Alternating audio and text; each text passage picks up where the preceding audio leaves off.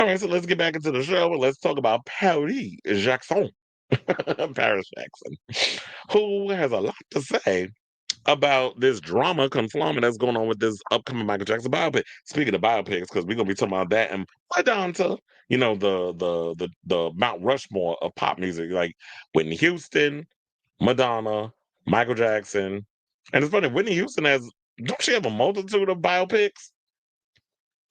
But Madonna hasn't got one yet. We got the Michael Jackson one coming. So yeah, Colman Domingo apparently was on a red carpet at the Venice Film Festival. And they said they both was there. And she performed at the prestigious Amfar Benefit Gala. And then Domingo basically said that she and her brother Prince were directly involved in the project. Now, speaking to people ahead of the festival, Coleman said they're very much in support of our film. I'm excited to be here at Amphar tonight with Paris. It feels like that's a nice way for us to be together. He also went further, calling Paris very helpful in describing Prince as a man of the film. But that might be true for Prince, who has yet to say anything. But Paris said, I don't know who you've been talking to, but you out here spreading lies and misinformation.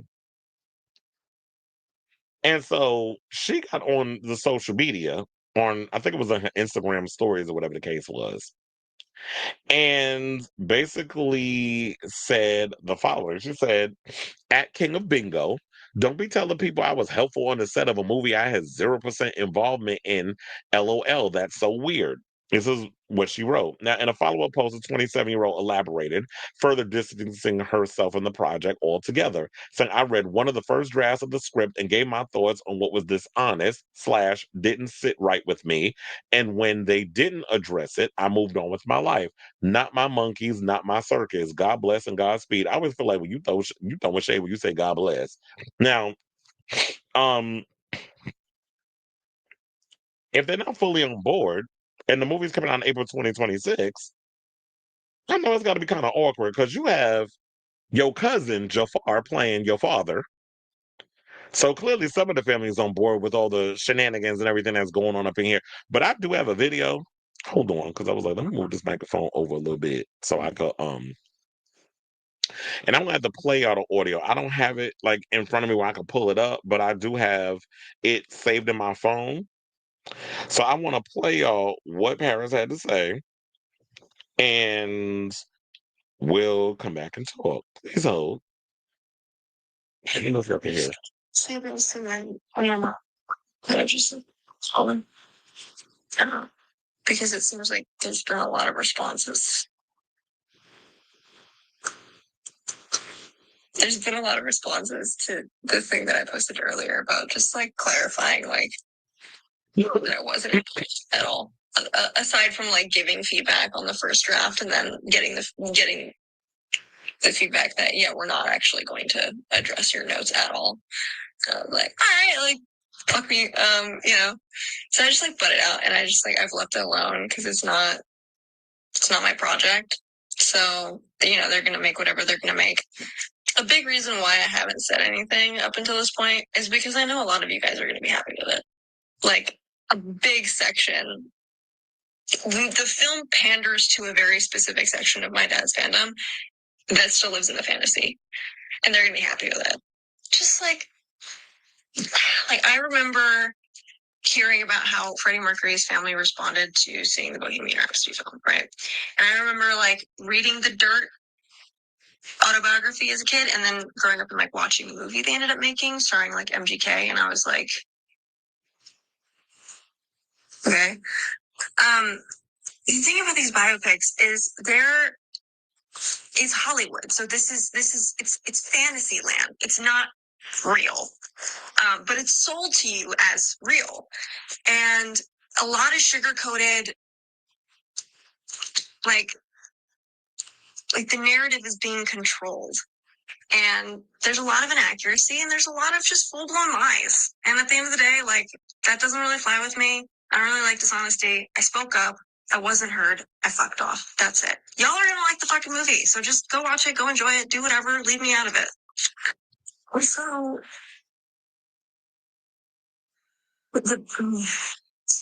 something that like quite a lot of people are saying is like, she hates her dad.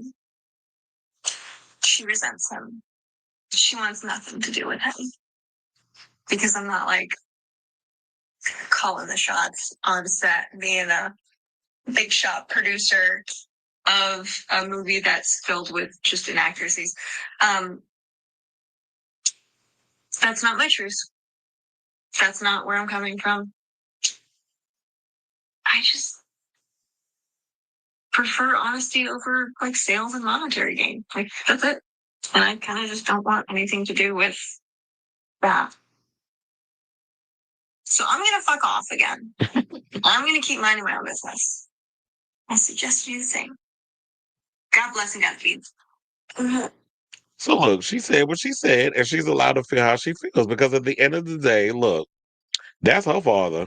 So I know some people feel like, oh well, she don't know him like whatever. But look, quiet as it's kept. A lot of y'all that be sitting up here living the fantasy and enjoying all the things that you see from Michael Jackson, y'all don't know him either. So clearly there's something in that draft of the script, and we know that, I mean, that she didn't particularly care for, and she voiced her opinion, and the studio was just like, we're going to tell the story that we're going to tell regardless. And I think the same, it's funny how she brought up the Bohemian Rhapsody thing, because I'm not mistaken, the same person that wrote Bohemian Rhapsody, which I already know I hated that fucking movie, because I was like, the inaccuracies of Freddie Mercury, and as somebody who was a Freddie Mercury or a Queen fan, I'm like, child, now we supposed to sit up here and believe that this man predominantly was y'all trying to make a gay rock singer more or less fiending for pussy than anything. And then it was just that one little sequence where he was in bathhouse, where he was in tea rooms and doing other stuff. That was just a small part of the situation. And then all of a sudden he gets AIDS, and then it's the end of the movie. And it's like, come on now, this is the most Disney-fied mess because y'all wanted to appeal to a wider audience, and you don't want to really dabble in the homosexual stuff. So we're going to dilute who Freddie Mercury was, so that way we can sell this to China and all these other damn places. Which is like we know how a lot of y'all like to do when it comes to the mainstream gays.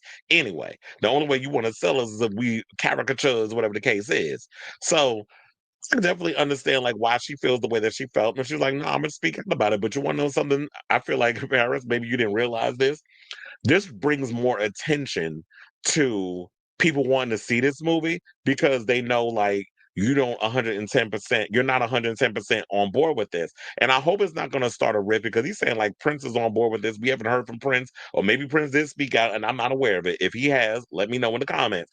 But I hope it doesn't start a rift between siblings because Prince might be 110% on board, but Paris is like, I ain't got time for the shenanigans. I ain't got time for the BS. I really am trying to protect and keep the integrity of my father. And remember, they had a go allegedly, the rumor is they had to do a whole third act rewrite because the third act in the original script was going to take place with, I believe, Jordan Chandler? I could be getting my people wrong. One of the kids that accused Michael of diddling with his little booty hole and other body parts had remember the whole money situation and going to court and all this stuff. But then apparently somebody didn't read the paperwork and the fine print of the contract and was like, after Michael settled with this family, you're not supposed to be using any of their information or whatever.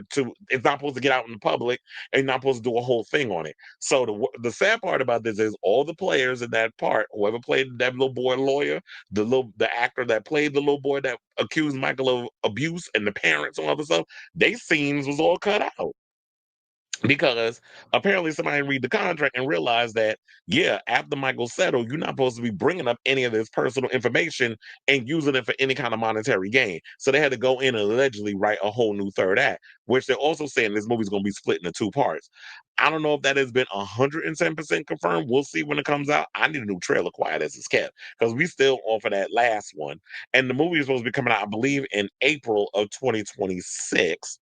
So definitely feel her. If she, at least she's speaking out, and she's like, you know what? Because I remember how it felt when Freddie's family came out and was like, they ain't care for the movie. I'm glad I wasn't the only one that the family was saying like, because I did not like that movie. I saw it once and I was like, this trash is enough for me. I'm glad Rami Malek won his little Oscar because he definitely looked like him and he embodied all the things that he had to because he was he's an actor and was just doing what he was told and all the dramatics behind the scenes stuff with Brian Singer messing behind getting fired. for missing days on it and him butting heads with Rami Malek. Like, I get all of the shenanigans and everything, but I just did not like that movie. And I'm hoping that this doesn't happen with the Michael movie, because I like Antoine Fuqua. He hasn't steered me wrong so far with a lot of the films that he's directed. He's directing this one. But I think we should take at least into consideration how one of the kids feel. Blanket ain't said nothing, and Michael Jackson the first ain't said nothing, because Blanket named Michael Jackson the second. Because apparently Michael's unoriginal ass couldn't come up with another name, so he had to name both his kids the same damn name. Um. Anyway, I think that's all I got to say on that. So, they some other film could be pushed back again, but promise that the official promotion rollout is currently in the works. But they better not push it back, because they said April 2026 is when it's supposed to be coming out. So yeah, I definitely want to hear from y'all. What do you guys think of this story and what Paris had to say in regards of she's saying that no, Coleman Domingo out here, maybe he misspoke or whatever the case is, but it's like, or maybe people was telling you in the camp that Paris was very helpful with a couple of the stuff that was in the script, and that was what he was led to believe. I don't know. He gonna have to clean that up, because I'm sure somebody's gonna ask him, and I don't know if he's been asked about it as of yet. But when they do, you're gonna have to clear it up, sir. So let me know what you guys think of this story in the comments down below.